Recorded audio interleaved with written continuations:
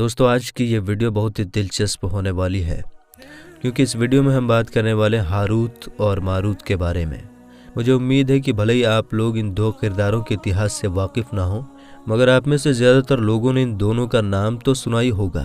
دراصل ہم بات کر رہے تھے ہاروت اور ماروت کی، وہی ہاروت اور ماروت جو کہ اصل میں انسان نہیں بلکہ دو فرشتے ہوا کرتے تھے، دو ایسے فرشتے جو آج بھی ہماری اس دنیا کے ایک خوفناک کنویں میں قید ہیں۔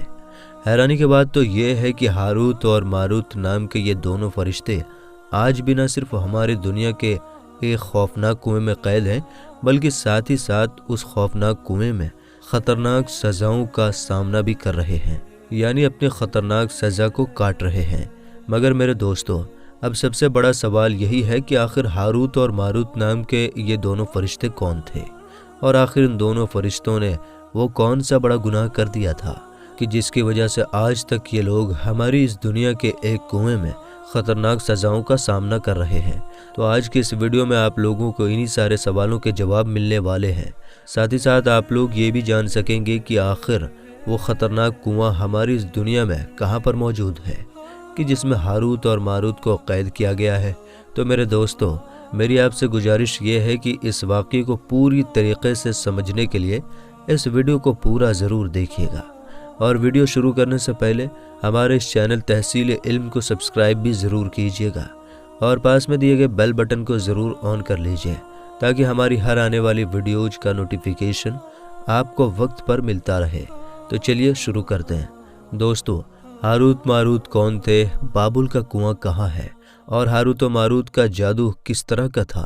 یہ وہ چھپا ہوا سوال ہے جن کے جوابات تو بہت ہیں، اور لکھنے والوں نے بھی بہت کچھ لکھا ہے، لیکن ان قصے کہانیوں میں حقیقت کو تلاش کرنا گہرے سمندر سے موتیاں نکالنے کے برابر ہے۔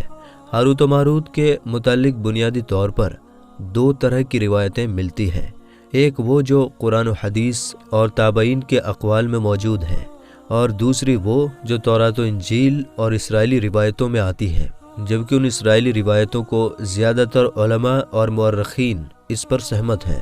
اس ویڈیو میں ہم ان دونوں طرح کی روایتوں اور واقعات کو مکمل پیش کریں گے۔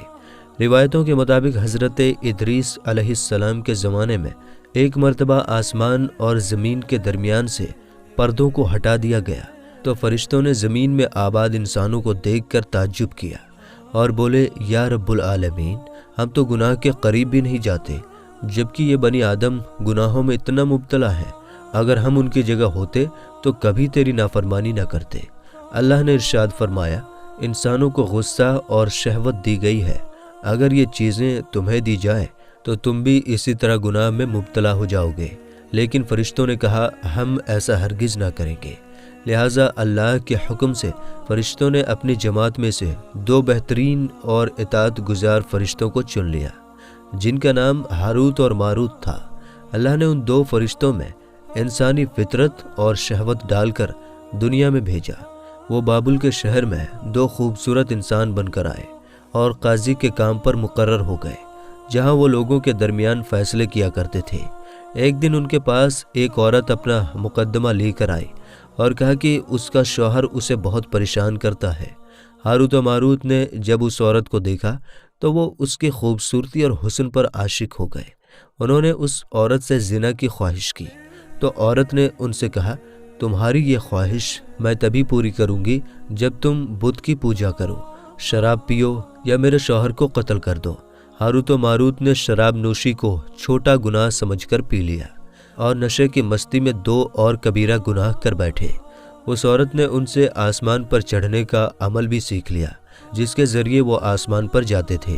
جب عورت اس عمل کے ذریعے آسمان پر گئی تو اللہ کے حکم سے اسے ستارے کی شکل میں مسخ کر دیا گیا، کیونکہ اس عورت کا نام زورا تھا، اس لیے وہ سیارہ زورا کہلایا، جسے آج وینس کہتے ہیں۔ اس گناہ کی وجہ سے ہاروت و ماروت خود وہ اسم اعظم بھول گئے جسے پڑھ کر وہ آسمان پر جاتے تھے، اور بطور سزا انہیں بابل کے ایک کنویں میں الٹا لٹکا دیا گیا، جہاں وہ تا قیامت یوں ہی قید رہیں گے۔ یہ ایک اسرائیلی روایت ہے جسے امام ابن کثیر اور فخر الدین رازی جیسے مفسرین افسانہ اور من گڑنت کہانی قرار دے کر سختی سے رد کر دیتے ہیں۔ وہیں امام سیوطی جیسے علماء اس روایت کو مستند مانتے ہیں हारूत व मारूत और शहर बाबुल के सिलसिले में एक और रिवायत कसरत से बयान की जाती है, जिसके मुताबिक एक ज़माना ऐसा था जब शहर बाबुल रुए ज़मीन पर तहजीब व तमद्दुन का मरकज़ था। यहाँ के लोग बातिल खुदा की परस्तिश किया करते थे। ये लोग अपनी किस्मत उनसे वाबस्ता यानी जुड़ा हुआ समझते थे, इसलिए इल्म नुजूम और इल्म फल्कियात में बड़े माहिर थे। उनके बुत कदों में सितारों की पूजा की जाती थी। ये लोग जादू, तंत्र, मंत्र, सिफली को बहुत अहमियत देते थे और इस इल्म के ज़रिए समाज में खूब फसाद फैलाते थे। ये तिलस्म जादू, तंत्र, मंत्र में बहुत आगे बढ़ गए।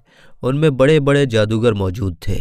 उनकी तारीख़ी किताबों में जगह जगह जादू और तंत्र मंत्र ही नज़र आता है। उनका जादू दूर दूर तक मशहूर था। मखसूस ये है कि उस शहर का बाशिंदा होना ही जादूगर होने की अलामत थी।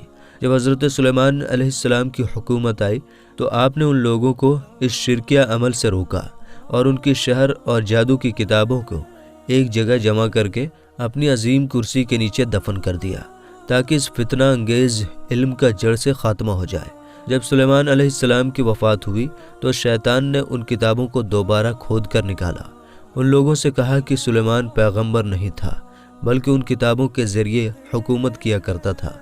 लिहाजा हवा में उड़ना, जिन्नात पर काबू और सुलेमान अलैहिस्सलाम के गैर मामूली मोजज़ात दरअसल जादू और सिल्फी का अमल था। बनी इसराइल ने उसकी पैरवी की और उन किताबों को पढ़ना शुरू कर दिया। लिहाजा दोबारा यह शरंगेज़ इल्म इस कौम में शुरायत कर गई। अल्लाह ने सुलेमान अलैहिस्सलाम पर लगाए गए इल्ज़ाम और तोहमत को नकारते हुए सूरह बकरा में फरमाया, जिसका तर्जुमा कुछ इस तरह है, और उन्होंने उस चीज़ की पैरवी की जो शैतान सुलेमान के बादशाहत के वक्त पढ़ते थे। और सुलेमान ने कुफ्र नहीं किया था, लेकिन शैतानों ने ही कुफ्र किया। लोगों को जादू सिखाते थे और उस चीज़ की भी जो शहर बाबुल में हारूत व मारूत 2 फरिश्तों पर उतारा गया था, और वो किसी को ना सिखाते थे जब तक ये ना कह देते कि हम तो सिर्फ आजमाइश के लिए हैं, तू काफिर ना बन।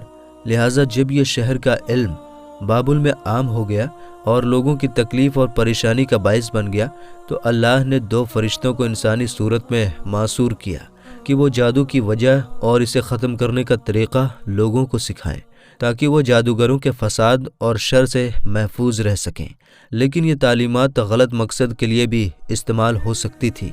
हालांकि वो फरिश्ते लोगों को चताते और उनके लिए साफ तौर से कहते थे कि ये तुम्हारे लिए एक तरह की आजमाइश है, लेकिन फिर भी वो लोग ऐसे कामों में पड़ गए जो इंसानों के लिए हानि और नुकसान का बाइस था।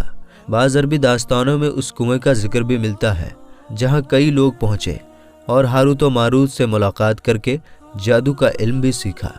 जबकि बाज़ मौरख़ीन का कहना है कि इराक़ के शहर हल्ला के करीब एक खंडर में मौजूद कदीम कुआं है, जहां से बाबुल की सरहद शुरू होती है। ये उस कुएं को ही चाहे बाबुल करार देते हैं। बहरहाल इस वाक़ये से ये सबक मिलता है कि सिफली और जादू एक शिरकिया अमल है, मगर ये कि इसका इस्तेमाल फसाद और शरपसंदी के ख़ात्मे के लिए किया जाए। तो मेरे दोस्तों, आज की ये वीडियो आपको कैसी लगी हमें नीचे कमेंट बॉक्स में ज़रूर बताइएगा।